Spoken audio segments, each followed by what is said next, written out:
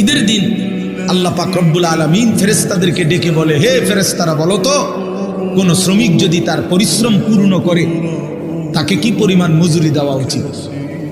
তখন ফেরেশতারা বলে, মাওলা, তাকে তার পূর্ণ পারিশ্রমিক দেওয়া উচিত, কারণ সে যেহেতু কাজ কি করছে, পূর্ণ করছে।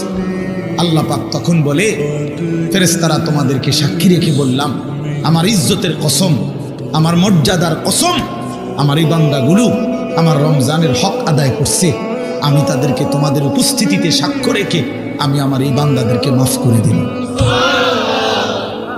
তখন ঈদগাহে দাঁড়িয়ে ঈদের নামাজের সময়ে ফেরেশতারা ডেকে বলে, হে ঈমানদার, তোমরা যারা রমজান আদায় করেছ, তোমরা যারা গুনাহ থেকে মুক্ত রয়েছ, তোমরা যারা গত একটা মাস তোমাদের মালিকের হুকুম পালন করেছ, আজ আমরা নিজ কানে এইমাত্র আল্লাহর দরবারে শুনে আসছি, ইয়া আইয়ুহান নাস ইন্নাল্লাহা কাদ গাফারা লাকুম।